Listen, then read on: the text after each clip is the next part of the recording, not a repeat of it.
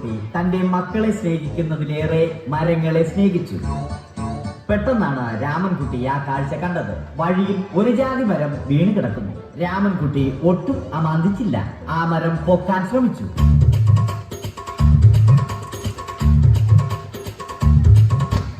നടക്കുന്നില്ല. പിന്നെയും പിന്നെയും പൊക്കാൻ ശ്രമിച്ചു.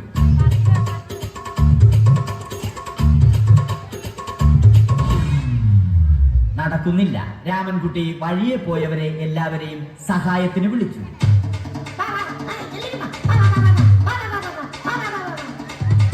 ആരും വന്നില്ല. അവസാനം കുടുംബശ്രീ യൂണിറ്റിൽ തൊഴിലുറപ്പിന് പോകുന്ന പെണ്ണുങ്ങളെ സഹായത്തിന് വിളിച്ചു.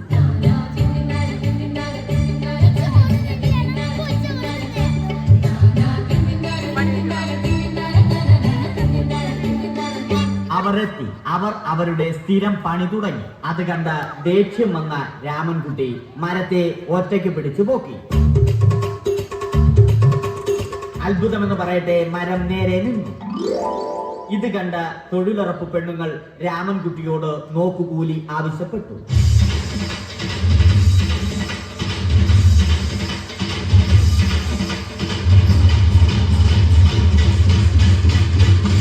പോക്കറ്റില്ലാത്ത ബനിയൻ ധരിച്ച രാമൻകുട്ടിയുടെ പോക്കറ്റ് വരെ കീറിയിട്ടാണ് പെണ്ണുങ്ങൾ പോയത്.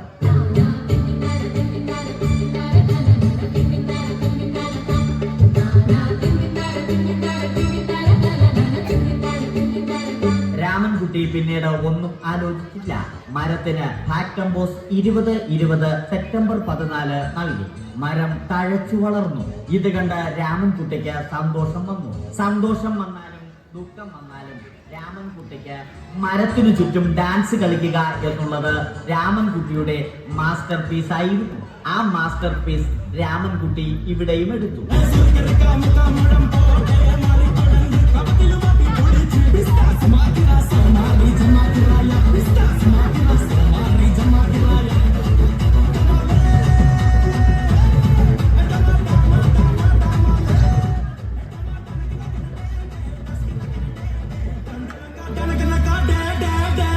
രാമൻകുട്ടി ദൈവത്തോടായി പ്രാർത്ഥിച്ചു. നിങ്ങൾ എനിക്ക് ആയുസ്സും ആരോഗ്യവും തരൂ. ഞാൻ മരങ്ങളെ സംരക്ഷിച്ചു കൊള്ളാം. കാരണം മരം ഒരു വരമാണ്. അവന്റെ പ്രാർത്ഥന ദൈവം കേട്ടു. ആ മാവിൽ നിന്നും വീണ തേങ്ങ രാമൻകുട്ടി മോങ്ങാതെ ഇരുന്നു തിന്നു. അപ്പോഴാണ് രാമൻകുട്ടി മറ്റൊരു കാഴ്ച കണ്ടത്. രാഘവൻ വരുന്നു.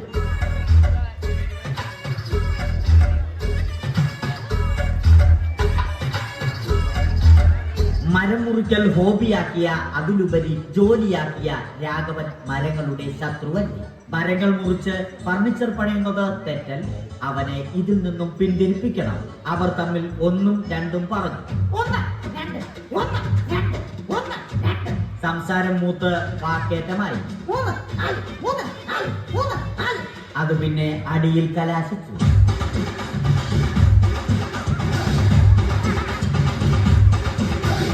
നല്ല മനസ്സിന് ഉടമയായ രാമൻകുട്ടി കംപ്ലീറ്റ് അടിയും വാരിക്കൂട്ടി.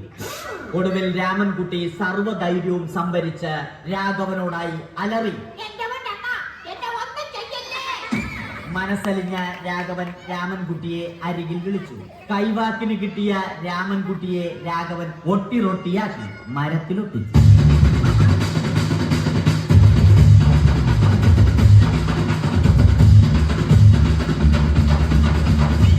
ഇന്നത്തെ പണി കഴിഞ്ഞ രാഘവൻ സംതൃപ്തിയോടെ വീട്ടിലേക്ക് മടങ്ങി. തനിക്ക് തല്ല് കിട്ടിയാലും മരത്തെ രക്ഷിക്കാൻ പറ്റിയ സന്തോഷത്താൽ രാമൻകുട്ടി മരത്തെ കെട്ടിപ്പിടിച്ച് പൊട്ടി പൊട്ടി കരഞ്ഞു.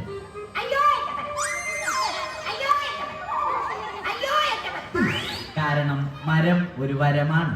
കെട്ടിപ്പിടിക്കൽ ഏറ്റുവാങ്ങിയ മരം നാണം കൊണ്ട് ചില്ലകൾ താഴ്ത്തി.